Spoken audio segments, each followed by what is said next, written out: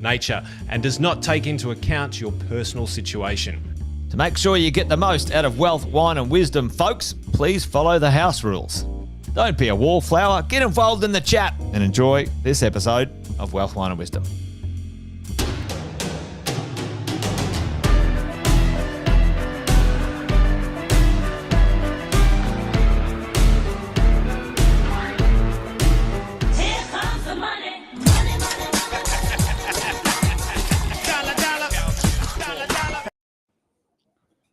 I love that.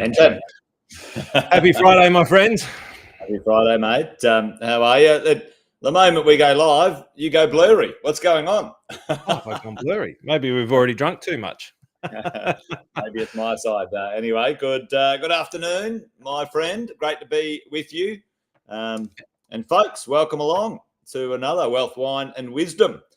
We're going to attempt it not to be a wealth, wine and whinging. As Sam called it the other day, we'll do Wealth, Wine and Wisdom. We'll see how we go, Fenton. So while we kick into gear, team, happy Friday to all of you. Happy grand final weekend. Go the Storm, go the Cats. I've got them here, even though they destroyed Hawthorn 2 weeks ago, which I'm still getting over.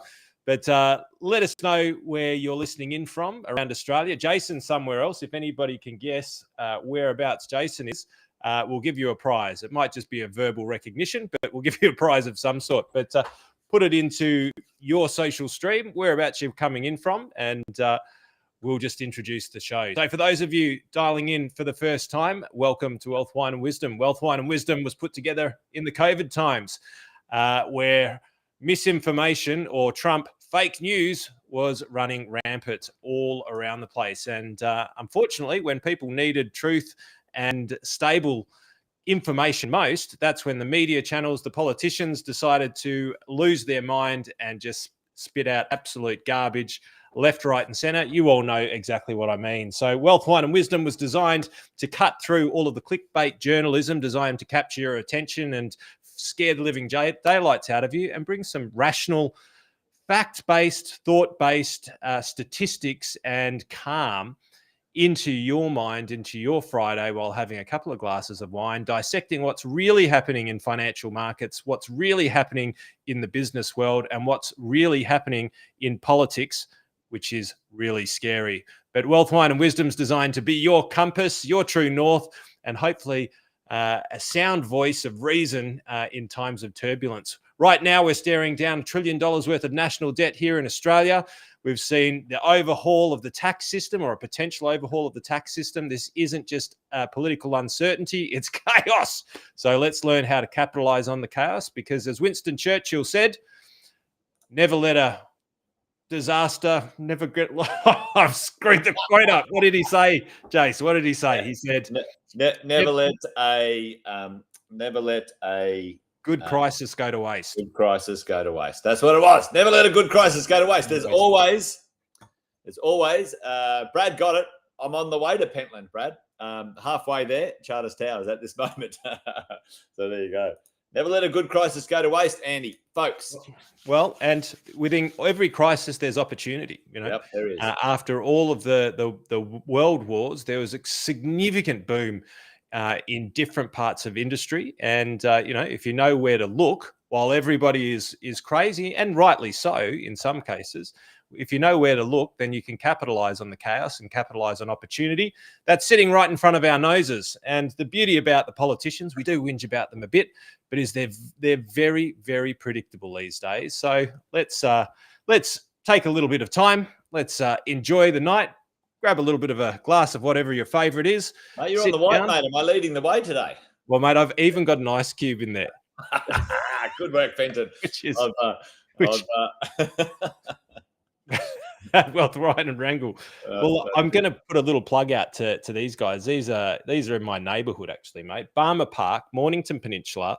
Their Pinot Gris punches well above its weight. They've got a vintage Lighthouse Cab Sav now on their menu that'll make your mouth water. I've just grabbed a half case of it to put down for more episodes of Wealth, Wine and Wisdom. Well, I'm coming your way, mate. You know I like a good Cab Sav, and I don't mind a Sav Blanc. I always stick with the old Oyster Bay. I'm not a sophisticated guy. It always delivers, but Great to have you with us, folks. Fantastic. I noticed, Andy, that you've added now politics to our lineup of expertise. Well, I wouldn't go that far, folks, but you need to be aware of what's going on in the world of politics because they are menaces. We call them the number one menace when it comes to your wealth, and that is certainly something that we learned when we were away only a week ago, folks. We did a live Wealth, Wine and Wisdom from Malaysia, KL, talking about different tax systems around the world, Andy. And you and I are going to do a couple of hours of keynotes coming up soon when we catch up with all of our business and high net worth clients up in Brisbane. But one of the takeaways probably, a couple of weeks later now for me is that there are some opportunities worldwide if that is part of your plan. But really, quite amazingly, Andy, I thought after hearing about the different tax regimes around the world, by and large, Australia's pretty fucking good. We're pretty good. Yes, the politicians are carrying like pork chops, and that's not unusual, I don't think, in real terms. But we do still have some reasonable flexibility. Hopefully, it maintains. We've got to keep an eye on that. But I'm still coming back from that. I'm quite chipper about the situation. We do need to vote with our feet. We do need to keep an eye on these pricks and make sure we keep these institutions and politicians honest, folks, because if we don't react, then they'll just keep doing stupid stuff. But by and large, we do have a good country. And in comparison, we should take advantages of the rules in this country, Andy, before having to leave. Yeah, get in there. Get in there. Get in there. Yeah. It's much the same. Look, apart from the fact that it started off and with a very interesting keynote about birth tourism, which really for me was a nice challenge in learning not to be judgmental straight off the bat. So that was good, and then understanding the different perspectives. But I guess one of the things that it took from that, and I don't need to explain what that was, but we do have a narrow view in Australia. I do think that we're a little bit of silver spoon in mouth in comparison to other countries. We haven't had the really horrific times that some other countries have had, which means that they think very differently from us. But it doesn't mean that we're immune, right? It doesn't mean that we're immune. And the story from a bloke called the Tax Terminator, which I love straight off the bat. He's a bit of a weapon in tax when it comes to multi-jurisdictional different countries. And, his story was one that, he was from Venezuela. And, I used to take people kite surfing to Venezuela as a part of a business. And Hugo Chavez ultimately stole money from everybody's bank accounts and redistributed it around the Venezuelans, or really into his own pocket. Under his mates and his cronies, stole the whole country's money. That was crazy. Stole everyone's money. Shut down the banking system under the guise of equality, or under the myth of equality. And what was that? Only like 12 or 13 years ago. It was in recent history, wasn't it? I reckon it's probably more like 20, but something like that. I don't know the exact date. It wasn't like it was like 100 years ago. No, it was in recent history. So it puts in perspective where we're at, doesn't it? Yeah. Well, I mean, I was over there when somebody tried to kill Hugo Chavez with a rocket launcher. The general people over there using slightly larger caliber weapons, and they missed. But it provides a unique perspective that we don't have here. But it also is sort of, you call it the canary in the the canary in the coal mine. Yeah. We should learn from history, and we should read history, because where you end up with socialist type of policies, then you end up with more control in the government. Unregulated spend in the government creates debt that needs to be repaid, and then it's a slippery slope as to how quickly your freedoms can be taken away. And the only way you can get in front of that is by being more educated in what's really happening in the country, politically, economically, the full box and dice, but not first order consequences, second, third, fourth, fifth, and sixth. And understanding exactly what these policies today mean, what to domestically do about it, and internationally. And I've got a few things to say. To that end, Andy Fenton, let's get into it today. Let's not pontificate. Let's opinionate. What is going on out there in the world of the market, and our observations of what's going on. We call it Decanting the Week. So straight after this, we'll be back for Andy's Decant the Week.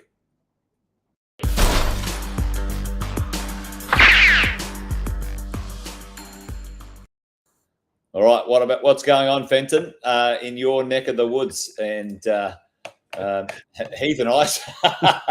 Well, I love the pop stars got in there and given me a bit of a 1-2 whack.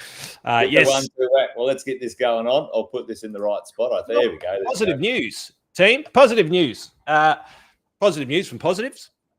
Household wealth across Australia went up about 2.7% in the last quarter alone. Total household wealth here in Australia went up $470 billion. That's B with a bill, or a bill with a B. It wasn't that long ago that $1 million was a lot of money, was it? It feels like billion was never used like 5-10 years ago, and now we use billion all the time, and trillions the new billion. But anyway, team, $1 million, yeah, $1 million. Everyone's going. He's got 2.7% richer in the quarter. 2.7% more wealthy in the quarter. So begs the question, where did it all come from, Jason? Well, I was going to say, let's have a guess on that one, because I don't think it'd be difficult to guess, Andy Fenton. Right? Well, whack it in your version of the social chat, wherever you are. Where do you reckon most of it came from in the last quarter, or even the last year? We've got some statistics that we can. Probably the last 5 years, to be quite honest. But what do you reckon, folks? Let us know. Where did this wealth come from? Up 2.7%, 470 billion in the last quarter.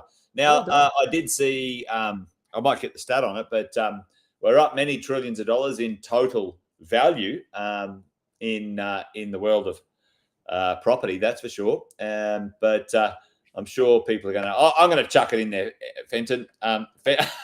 You might be right. Certainly real estate. I'm not quite sure about OnlyFans, Jeff, but yeah. Only if you're investing in it. You shouldn't be investing in it. Listen, I think it's real estate growth and property for sure, but super and property, yes, that's an interesting thing, right, Chris? You're dead right. It depends on which side of the fence you're on. It's hopefully a net benefit for you as a worker or an individual. It's a tax to small business, sadly, and that's not a negative about paying people super. That's just a fact for small business. But yeah, property, Fenton. I'm going to go property. Chris is going to go property and super, which I reckon is a good hedge of bet. What was it? I reckon probably OnlyFans was a fair bet, because even at the event, I would argue OnlyFans is a net negative on for people's cash flow. That's what I would argue. All right, I would argue it's not an asset. It's a cost, and it's a cost that's rising. Listen, if you're subscribing to an OnlyFans, call me. I'll get you sorted out. But anyway, Fenton, what is it? Is it property? I'd love to delve into what you mean by that one, Witten, but we'll leave that for another episode. Got to get off the gear, is what I'm saying, Fenton. Now, it used to be credit cards. Now it's OnlyFans, is what I'm saying. Unbelievable. Right, so creating more millionaires, more female millionaires a day than any other platform in the history of mankind. There you go. Moving on. What have we got? All right. So superannuation, right? In the last quarter, super was the big kicker. Oh, boom. Oh, who got that? Chris. Chris, mate, you're on it, mate. There you go. Chris was the one. He hedged his bet. Super. He put super first, though, so let's give it to him. Yeah, multiple entries. We didn't set the rules beforehand, but superannuation has been one of the big contributors. Only fractionally beat land and dwellings. Yeah. Right. So, and believe it or not, they've been pretty consistent, like quarter to quarter, as far as overtaking each other. So if we look back over the course of the year, 4 quarters ago, or almost a year and a little bit ago, it was definitely property that was smashing it. But super has been Mr. Consistent or Mrs. Consistent for some time now. But not just in those areas. Liabilities have actually come down a little bit, which is good.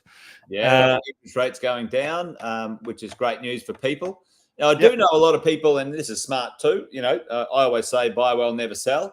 Some people are taking some profits and some gains at this point, Andy, and reducing their debts, which is, sometimes not a bad move at the right time, folks, at the right time, not too early. Chris nailed it. We'll have to get him a gift somewhere. We'll send you a sticker or a hat or something. We need a few Wealth, Wine and Wisdom hats. Actually, that's what we need. If one of the team are listening in, remember that one, folks. Wealth, Wine and Wisdom hats. We need the shirts, mate. We need a shirt. But listen, I'm gonna chime in here with this one too, Andy. And listen, the number of millionaires keep rising as well, and predicted to keep rising. I think that number in the US is skewed due to Jeff's channel there, but well, listen, this is an interesting one because the Australian world. Let me make sure I get a bit of a colour on here. Australia's looking good, but we've had a pretty good run from 2000 to now, and I would say the majority of millionaires are property millionaires in Australia. Really, at the end of the day, there are a lot of wealthy people in Australia that you and I call them, Andy. We call them the poor little rich people. The poor little rich people. Do you know somebody, or are you one of them? These poor little rich people who are now asset rich but cash flow poor. And I believe that the next 20 years is going to see an unlocking of that of those asset rich people. I'm going to talk about something in a minute, but I'm going to chuck back to you, Andy, because I'm getting excited. But anyway, super and property people have gotten wealthy. They have. So I thought I'll bring up some of the ones now because of the public environment here. I can't actually name who the funds are, but this is a selection of. We could play guess bingo. We can play guess bingo. I don't think anybody's going to get it, but these are some of the growth funds that we use for our clients in the retail super world. Yeah, and these are the net performance fees, right? So. Anywhere over and the 5-year fee. So this is from a balanced fund down the bottom, which is 9.87, and a balanced fund is 70% in growth assets and then 30% in defensive things like bonds and term deposits and cash. And up the top, it's more like 85 to 90% in growth assets. It's not. Yes, who is it not? Luke, it is not AMP, nor is it invested in AMP. But we've been punching almost 14%. In this case, it's not an unlucky number, 13%, 13.9% every year for the last 5 years. 5 years. So that is having a hell of an impact on people's superannuation balance, even 12%. I did line these up with some of the stats from the industry super funds, and I'm happy to say that we're beating most of them, if not all of them. Not AMP. Well, not I mean, AMP. Well, folks, do the math. One of you at home could do this with ChatGPT pretty quickly.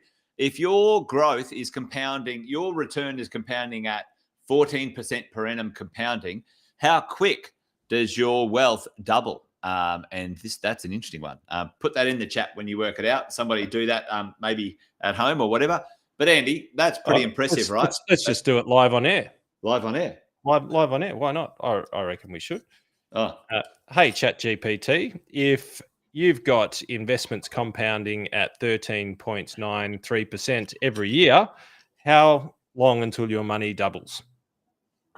Go ChatGPT. Now, listen, ChatGPT is an interesting one because it's an absolutely brilliant partner in working things out, due diligence.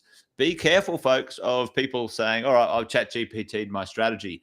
Andy and I have been road testing it. And certainly when it comes to the nuance of financial planning and property investing, certainly it's got some good ideas, but the reality is it's just surface stuff. Don't be trusting that. Chris Mack says 5 years. Chris is on fire today. He got super straight off the bat. So what's the go? Has ChatGPT worked it out or not? Yeah, it has, but it's given me a beautiful answer here. So it says at 13% annual compounding return, you can use the rule of 72 for a quick estimate. Boom. The room of 72.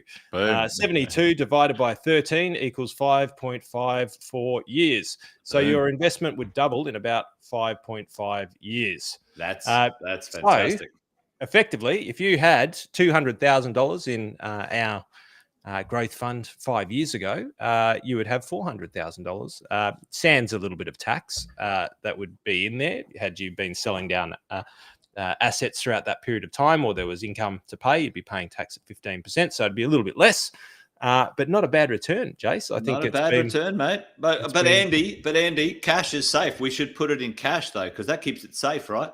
That's gone back at a hell of a rate of knots. Well, part of that is folks, you guys know we say cash is trash. At the end of the day, it's a lie, a complete, absolute lie that the institutions want you to feel that cash should be kept in a bank account.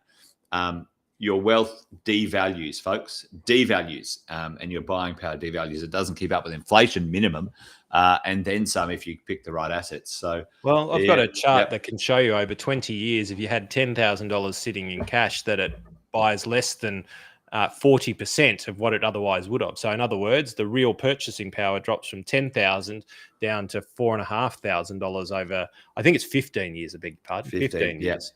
Well, that was one of the big takeaways, I think, Andy, that really came home to roost, folks, for me, and maybe Andy had a different takeaway. But listen, when I was listening in, in KL, these world leaders in investments, worldwide investments, everyone, there was nobody that said cash is safe. Actually, cash, if you hold cash, folks, it's a scam. Cash is a scam.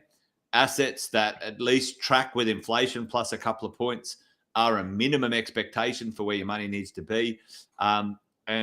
Sadly, we're institutionalized, Andy. We're institutionalized, folks, that, investing is risky and money in the bank is safe. What an absolute crock of shit. Crock of shit. Yeah, crock of shit. But anyway, that's what we love. We love to learn, and then we love to teach. And also, more importantly, folks, we love to implement.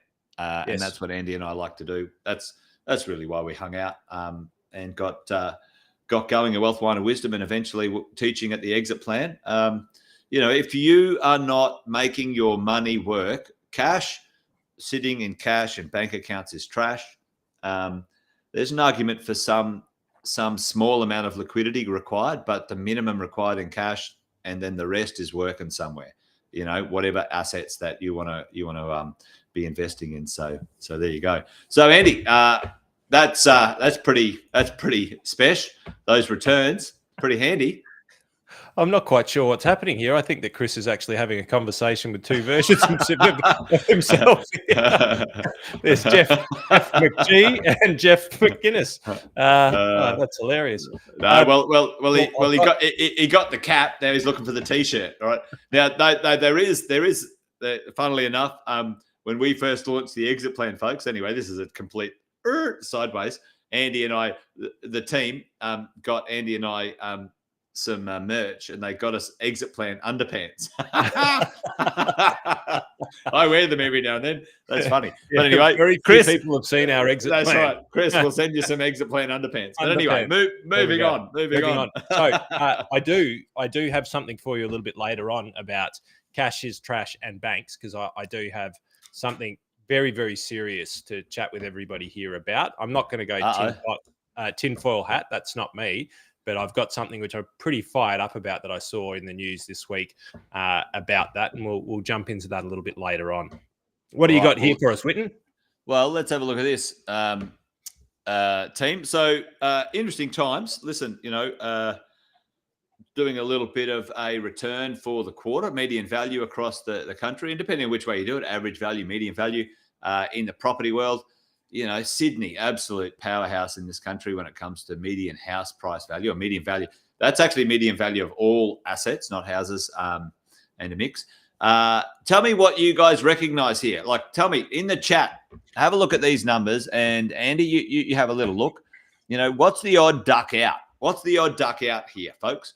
Andy, this is that one from what you were just saying a moment ago in where short-term observed, maybe, I don't want to say uneducated, but let's say uninformed. Uninformed observation of information is probably a flaw. What's the odd duck out here in these numbers? Tell me what you see here, folks. And it's misinterpreted or misanalyzed data as well. Yeah, 100%. Yeah. How to Lie with Statistics, one of my favorite books. It just I love that book. Love that book, How to Lie with Statistics. That's yeah. And like Tracy, like Melbourne stuff, like this is the thing, right? So if you're looking at the average house price, here's the drill. Sydney, on the up. Brisbane has overtaken Melbourne, right? Adelaide, absolute rock star for the size of it. Perth, the comeback kid. Perth was an absolute wasteland for 10 years, right? Shit the bed.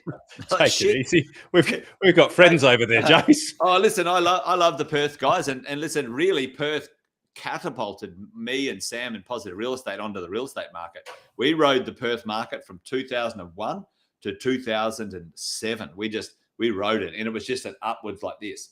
And then it shit the bed in the mining era, and for 10 years, right? So, you have a look at it, right? So have a look at this, the big five, Fenton, Perth, Adelaide, Brisbane, Melbourne. What is the number, folks? What is the statistic? Do some stats here. Let's lie with statistics or educate ourselves with statistics. Yep. What's the odd duck out here, Fenton? What's the odd duck out? Tell me what is going on here, folks. And I'll put you out of your misery quickly because maybe it might take a bit of time for the chats to come through. Tell me what across here. All right. What's the population of Sydney, folks? What's the population of Melbourne? What's the population of Brisbane? What's the population of Adelaide? Let's do that, right? Sydney's about 5 mil, right? You got, I think Melbourne's about 4.5. I think 4.4 now because another 100,000 of them have moved up to Queensland. Well, this is the floor. This is what I'm talking about. You've got Adelaide and you've got Perth, all right? Now, how's that M1? You know what? The only thing that I found 2 million comforting is there more than 1 million people in Adelaide? I don't even know, right? Nobody does. Seriously, how does Adelaide with less than 1 million people? Anyway, it's probably more than 1 million. But put it in the chat for me, folks. That's exploded. Melbourne is 4.5 million people. It is the cheapest median house price in Australia. You go and now do the next check. And here's my next call, Fenton. I called the greatest undersupply Australia's ever seen, the greatest disaster. I was doing presentations in 2019 before COVID hit about this. It was coming like a freight train. COVID just finished it off. And here's what I'm going to tell you. Check it. Just go and watch the first few episodes of Wealth, Wine and Wisdom, which happened at the beginning of COVID. Yep. You can watch me, my ass pucker and clench when Jason said live to thousands of people that property was the only place to be. Yep. Well, listen, Melbourne's on track. For the first time in Australian history, Melbourne is actually having a net internal migration. It's actually a net positive. Why? Because it's one of the cheapest places in Australia to actually buy a house, right? Brisbane, like if you want a house and you can still get good jobs. Now, there is some political uncertainty in Melbourne, right? 1.9 for Adelaide. Thanks, Rosie. I put 2 million there, but that's right. And 2 million maybe for Perth. That's good. And 2 million for Perth. So, listen, at the end of the day, folks, Melbourne, 4 million. The average income in Melbourne is still quite high. I think it's number 3 in the country. I think it's Canberra, Perth, then Melbourne, or maybe number 4. Still good incomes. Here's what I'm telling you. Melbourne is being kicked in the guts politically. Once everyone wakes up and realizes their politicians are shit, Melbourne's a comeback kid, mate. I'm telling you. It's got great sport. It's got great food. It's got great people. And, folks, it's the cheapest damn property price in the country. I'm calling it, Fenton. I think Melbourne's undervalued by about $150,000 for the fundamentals. It should be more expensive than Brisbane. Brisbane's 150 grand more than Melbourne, for fuck's sake. Never in Australia's history has that occurred before. Not that I'm negative on Brisbane, but here's the drill. The yields in Melbourne have popped in comparison. so the yields are averaging for the stuff that we're looking at 4.5%, 5%. Yields in Melbourne have tracked at 3 to 4% for 20 years. That's upside down now, so you get good yields. Melbourne and Brizzy are a bit lower. So anyway, I'm saying that 803, the lowest median house price of the big five on the East Coast, is a steal, right? A steal. But look at this. But here's what's going to bring it home to roost, Andy, and folks listening in.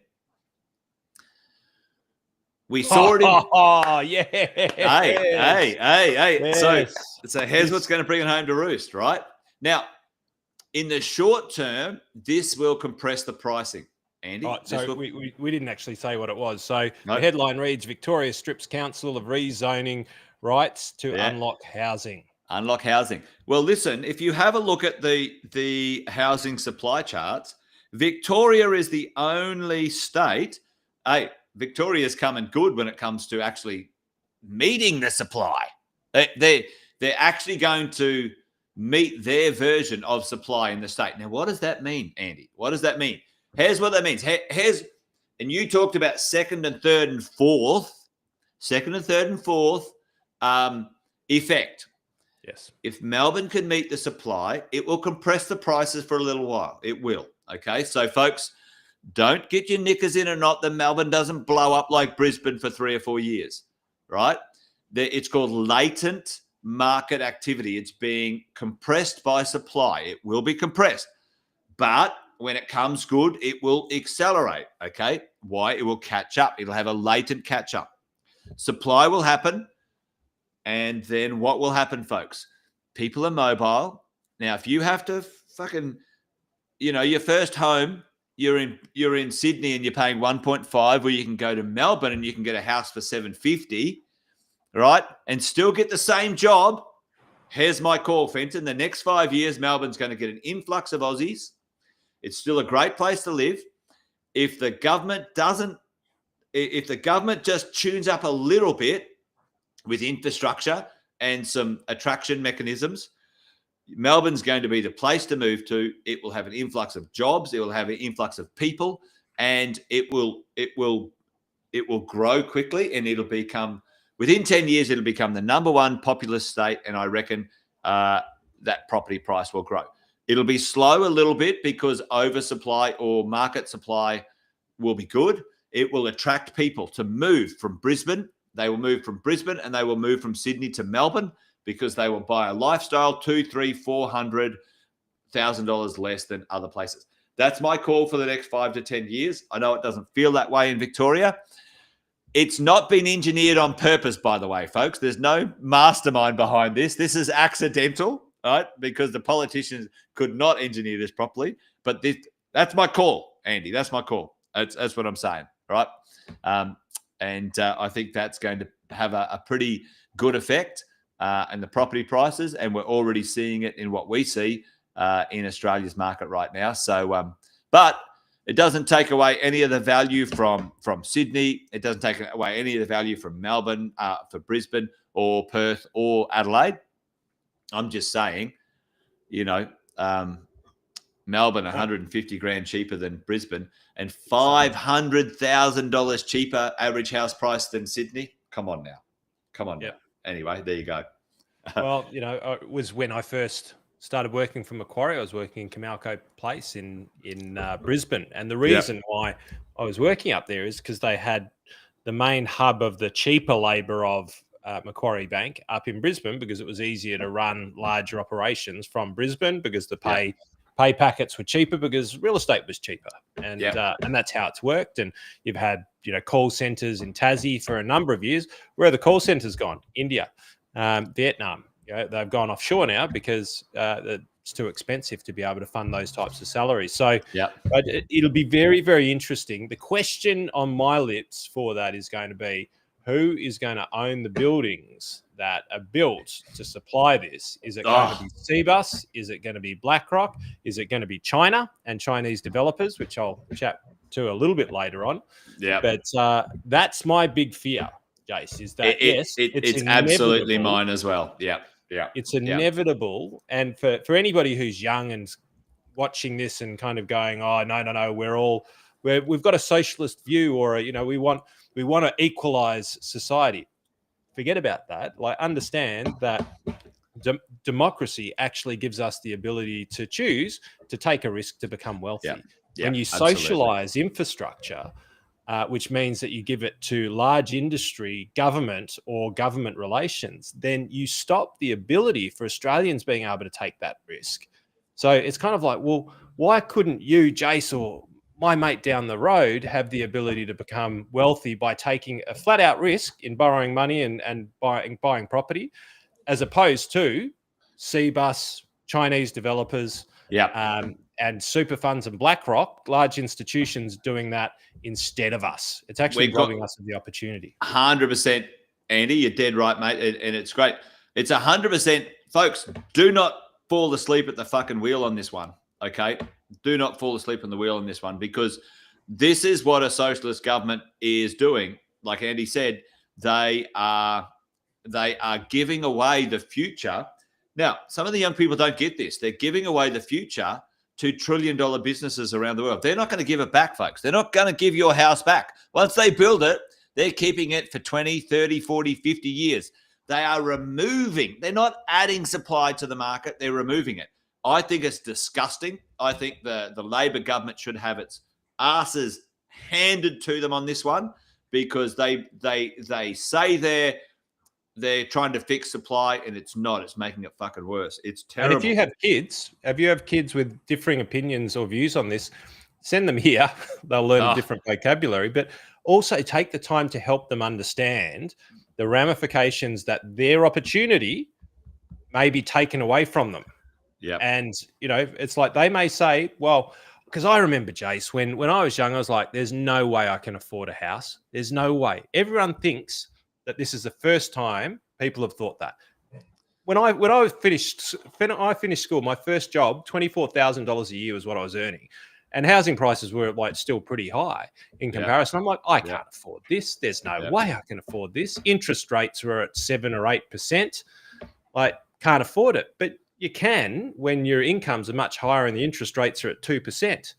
Like, there's a different economic system, but most young people, when they leave school, can't fathom buying houses, and it's been like that forever. Forever. I mean, it's the same. It's the same. We've got newspaper articles going, oh, it's too expensive. But this is the thing, folks. Like this, don't miss this stuff, right? 39,000 apartments right now are under construction. 113 projects, folks. These projects used to be delivering to you and me and first home buyers and the market properties we could own. Now, this is the what do they call it, Fenton? This is the magic trick. It's the magic trick. Look over here while we diddle the system over here. Diddle the system. Absolute bullshit that governments and certain ideologies are vilifying investors and rich people, taking so they all can this make themselves rich, and they're backhanding to BlackRock and other massive $1 trillion companies. They don't give a shit about first home buyer ownership. They don't give a rat's ass about making Australia great again, or the future of Australia. I think it's a joke. I think it's the biggest risk to Australian wealth we've ever seen in our history. Because, Andy, check this out. Folks, have a look at these stats, right? Have a look at these stats. Average wealth by ownership. Have a look at that from the certain ages.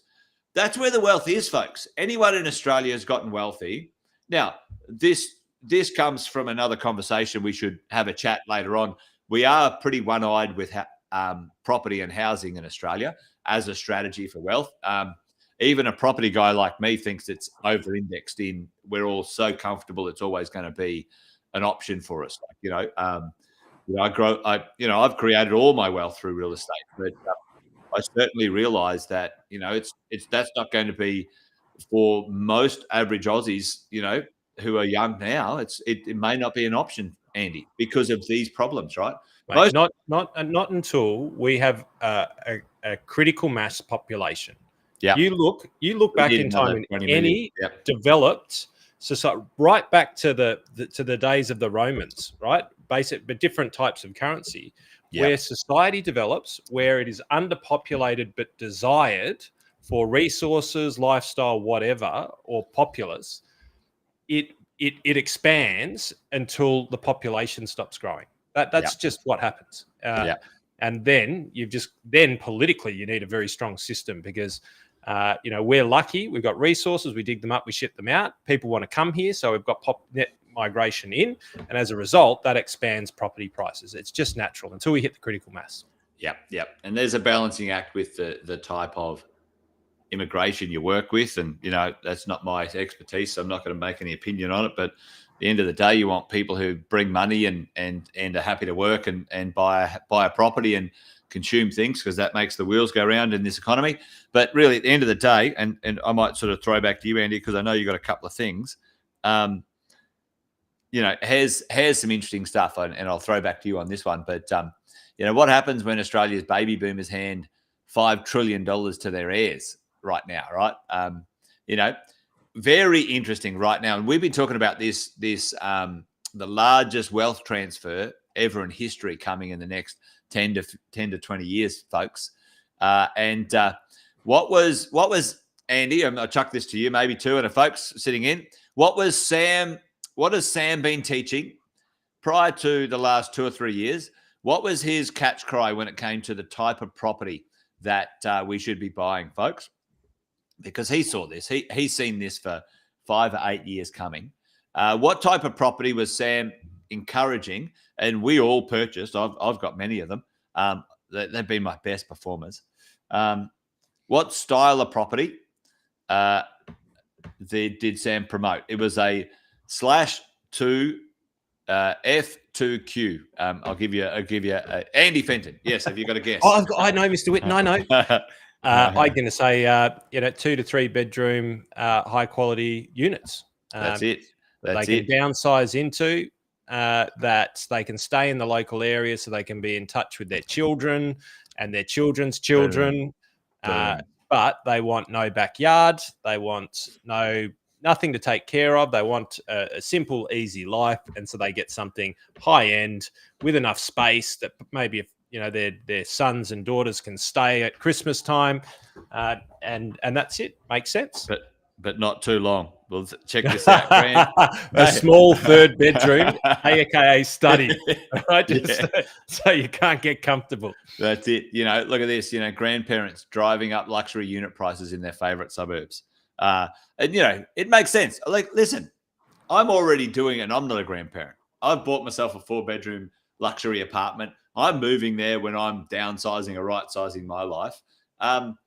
And I want an apartment with no damn pets, no damn children, no maintenance. I lock the damn thing up and I go traveling, or I can be granddad. My wife and I can be grandparents. No stress, no worries. I'm already doing it. And, these wealthy baby boomers, who've got their house and, it's worth $3, $5, $10 million. And these property prices are going through the roof. A quarterly change, 3-month change, Andy, in Roselle, 3-bedroom apartments, 7% in 3 months. That's not a bad outcome. Right. I remember you saying this. I remember you saying this when we first started hanging out, and I can't remember if it was before COVID or after COVID or mid-COVID. And I came up to Queensland. We were at Upper House, a development Upper House, and you said, Fenton, get one of the 2 to 3 bedrooms here. So that exact same reason. You said, get one of them. And I said, all right, get me one. And we didn't talk, and they all sold out. And then they went like that, yeah. Then you got in, and a whole lot of people got in, and then we went up and visited it. And by the time people went in there, I forgot the numbers. It was something like $700,000 buy-in and $1 to $1.2 million when it effectively finished getting built in a few years' time. Astronomical. And astronomical, yeah. Unbelievable. Absolutely unbelievable. Well, I guess that's what's going to need to happen, because like people just don't want the space. And part of what I do in the advisory world as I try and educate parents on these sorts of things. It's like, listen, you are not going to want a backyard. You are not going to want to clean up palm fronds. You're not going to want damn pets. You're not going to want pets. Get rid of the pet. Don't buy another one when it dies. we can't move because we love pedal. And you can always see the husband going, look, it's all right, buddy. I know what I can do with pedal. So look, just to come back, I'm going to jump back on the whinge wagon a little bit here now.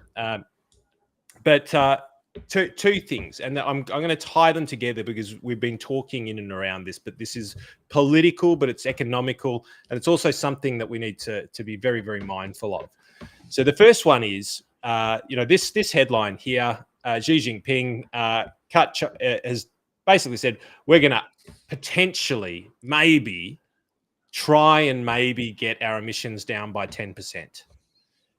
Trump has gone drill, drill, drill, right?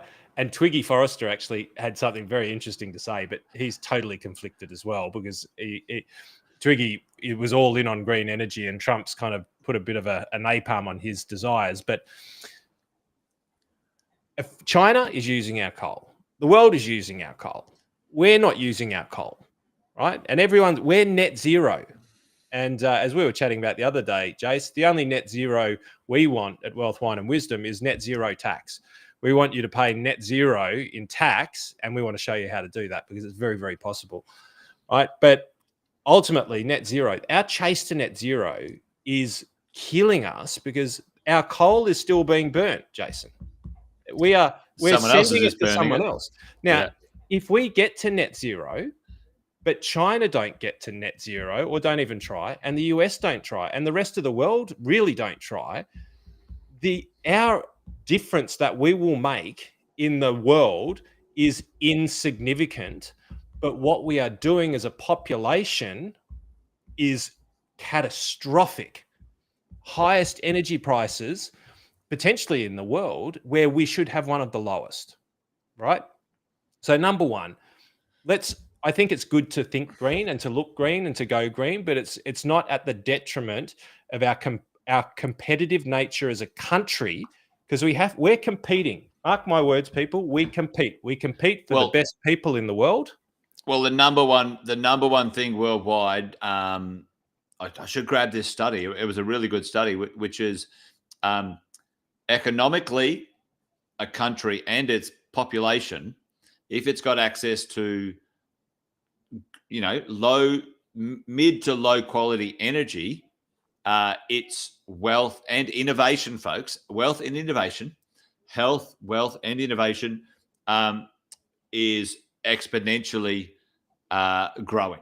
If you've got cheap, consistent energy in this world, then your potential of expanding the economy and innovation and technology and solving the world's problems, right? Like innovation only happens. You want to solve climate change, you want to solve, diseases, you've got to have access to energy and cheap energy, because when you don't have access to cheap energy, businesses can't run. It's a crazy thing, right? It's a crazy thing. So it's a negative self-fulfilling prophecy on the opposite, isn't it? I'm all for net reasonable.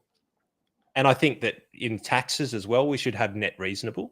I'm with you. We like the word zero because it's exciting. But at the end of the day, we all pay some taxes.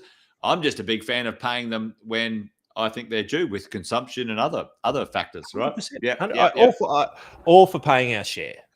When it pushes too far the other way, you're going to have people like us try and pull it back the other way. That's just the way it works. Extremism promotes extremism.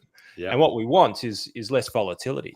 But the reality is, like I can tell you, 2 bottles of gas, I paid $1,400.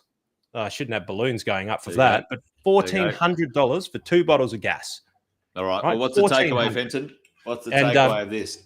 Well, that cost me $400 a few years ago, right? So it'll keep inflation here. It'll keep high cost of living here, which starts to then degrade the quality of living for people, really, at the end of the day, and the ability for people to get ahead, right? 100%. Yeah. Absolutely 100%. So just be aware of these conversations when it comes. But China is a main player because we are competing against China. We're competing against every other country. Just as we need to understand that as a nation. Like we do at the Olympics, there is an economic and political, we compete, and it should be healthy competition. But right now we're losing it because of policies like this. Yep. And then we've got our Jacinta Allen, which is our premier, who is now scooting over to China. It's funny. Maybe she's going over there to hang out with Dan Andrews. I'm not quite sure. Maybe there's a good bar over there. What's going on there? So she's going over to China. I think, Jason, right, because she's going over there in part to fund the suburban rail, which is bankrupt, right? It's basically bankrupt. They have no funding for this thing. So this thing needs to be shit the bed on this thing, right? It should have been one of Australia's greatest infrastructure projects ever. It should have been. That's what it should have been. And it's unfunded. I blame the CFMEU. I fucking unions, mate. Well, but anyway, they've got some interesting stuff going on in the news as well at the moment. But Jacinta's going over there, and I reckon she is going over to chat with Chinese property developers to populate South Bank and the area on top of the suburban rail, and get the Chinese property developers to come out and build Melbourne out, because she needs to pay for this thing somehow. And this is closing the loop on the conversation. My tip, Jace, and this is what I want people to watch. I may be wrong, right? I'm guessing here, but it's an educated guess. I reckon she's going over there to do some deals with Chinese property developers so she can fund the bankrupt project of the suburban rail loop. And in doing so, takes your ability, Jason, my ability, my next door neighbours, your next door neighbours, every Victorian in Australia. It takes their ability to buy and put their money at risk in order to profit from the development of those properties. But it also add value to the Australian economy. Like, this is the thing. No politician is calling, hey, Aussies, we need to invest in our country. Let's do something together. You know, I've not heard one iota out of any of their mouths are like, all right, well, let's make Australia great again by, you know, I think I shared. You can't use that headline because you get Trumpified when you use that one. That's true. But really, at the end of the day, like, I mean, you know, we've got one of the wealthiest super systems in the world, and they're off somewhere else in the world investing in property.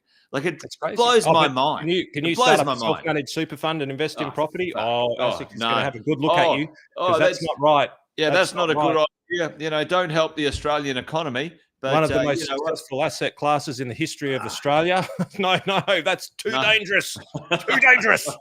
Fucking hell. Yeah. You should not invest in those things, young man. You do not know what you do. Yeah. Anyway, institutions, mate. The three menaces, right? You know, the politicians, the institutions, and you know, the relationships you have. Like, those three are the big eroders of wealth. Yeah. Yeah. And as we come to a close, so that's my tip, Jace. I think that's going to happen. I think it's a foregone conclusion. I think that's sad, but I really want people to know about it, because ultimately, like, the other part is get in on the game, because if they're doing it, that's going to have an effect, right? So be aware of what's going on so you can make educated decisions. Right, closing the loop on cash is trash, Jace. Let me see if you can pick up where I'm going with this, because everyone's going to think I'm wearing a tin hat or a Alfor hat. Let's see if we can pick up what you're putting down. Westpac is phasing out some of its tellers and replacing them with new branch concierges, whose roles will be to assist that was a Freudian slip. Customers in using the banking app, ATMs and website.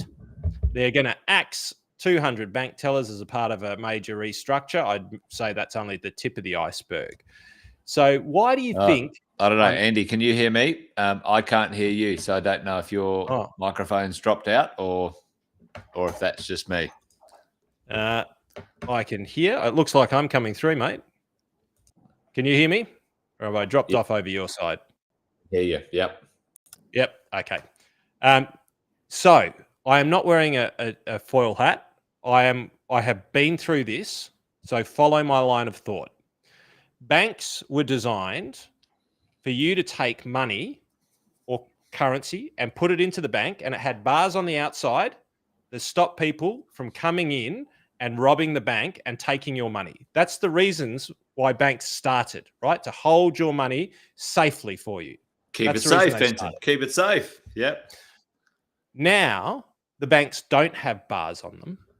They rarely hold enough currency. If you want to take $50,000 out, well, you're a coke dealer or a criminal, and they give you the third degree trying to get your own money out. But here's the thing.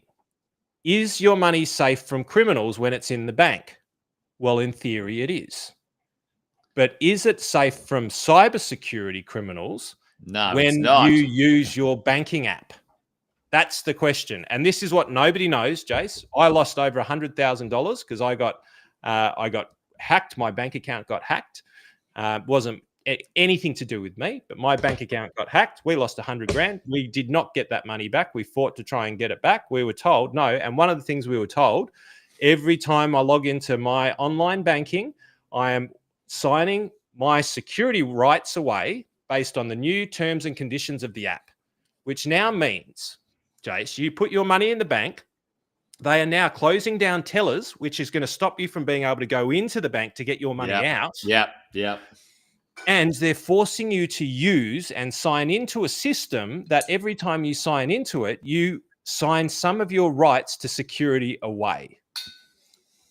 Now, as people start to realize this, as cyber fraud increases, and it's exponentially increasing right now, people are going to start looking for safer places to put their money. And one of the things that really opened my eyes about going over to Malaysia was just how passionate people were in other places around the world, people who had their countries take their money off them, people who had lost money in banks, and were into things like physical gold, into crypto that doesn't sit on an exchange but is in your sort of flash drive and things of that storage. nature. Yeah, cold storage. Well, that's it, Andy. Like, you know, it's like we have been, like, sadly lulled into a false sense of security that your money in the bank is safe. What an absolute crock of shit. How can money be stolen from your bank account digitally and the bank goes, oh, it wasn't fucking our fault, you know, and no, we're not responsible? What a joke. Absolutely. What a joke. What a Absolutely. joke. And do you know now, many of these cases, and I'll get the statistics for next week, are now not being won. And basically the banks will sort it out if it's under a couple of $100. As soon as it gets up to any meaningful amount, they fight it all the way, and it's a tough process. It took me about 6 months even to get anywhere with it. 12 months later, apparently it was our fault. So no longer, in my opinion, Jace, is a bank a safe place to put your cash, because you have to be, or you need to be very careful about how you run your security protocols of your banking. We teach it a lot in the Freedom Machine.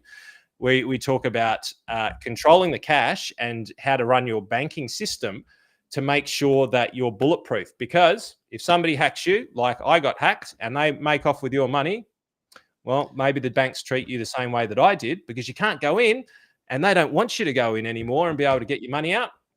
So no longer is a bank a safe place with bars on it to store your wealth, Jace. They're trying to force you into a system that increases your risk. And I'm pretty disgusted by it, mate, because their profits are through the roof. They don't pay you back. At least Macquarie Bank, put its hand in its pocket for the shield investors. But ultimately, if you've got a problem and they steal your money, I can guarantee you, or there's a high probability you will not get your money back. I think it's filthy. I think it's disgusting. This is the thing. Governments are meant to protect their citizens. We pay their fucking salaries. Excuse the French, folks. At the end of the day, politicians are elected representatives of the people, right? Hey, listen, your banking system is fucking failing the average Aussie. Get your shit together, Zero. Like, not a fucking peep, Fenton. No. Like the online scamming and fraud is through the roof, thousands of %. Not a word. Where the hell is that as a disaster in our industry, our newspapers? Like, go and report on that, for crying out loud.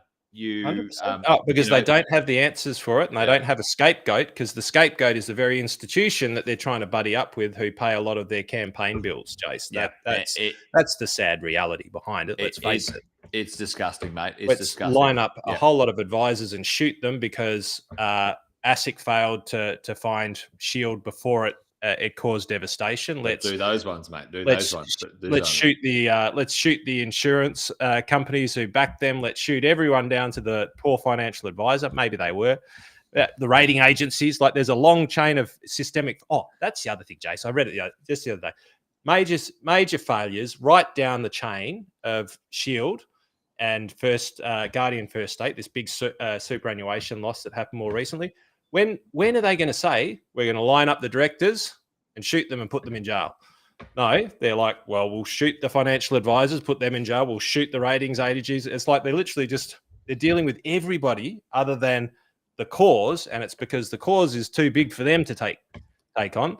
They're like the middle bully in the schoolyard. Like, we'll only pick on the kids smaller than them. That's right. Well, listen, folks. If you want to understand how to navigate this stuff, because at the end of the day, Andy and I get pretty passionate on a Friday about this stuff. But you can be part of the problem or you can be part of the solution, right? And if you want to be part of your own solution, because no one's coming to fucking rescue you, let's face it. Sadly, no one gives a shit, especially our government and our institutions. They're just looking at you as a taxpayer or an asset that they can leverage, a future pension. If you want to know how to navigate this game that we play, folks, and there are some rules that you can take advantage of. I'm telling you right now, even though Andy and I talk about making sure, Fridays are awareness from us, and maybe the more wine we drink, the more ranty we get, but that's okay. We did stay in the solution happy zone for at least 30 minutes. A little bit, but there you go. But appreciate you, Luke. Thanks for joining us, mate.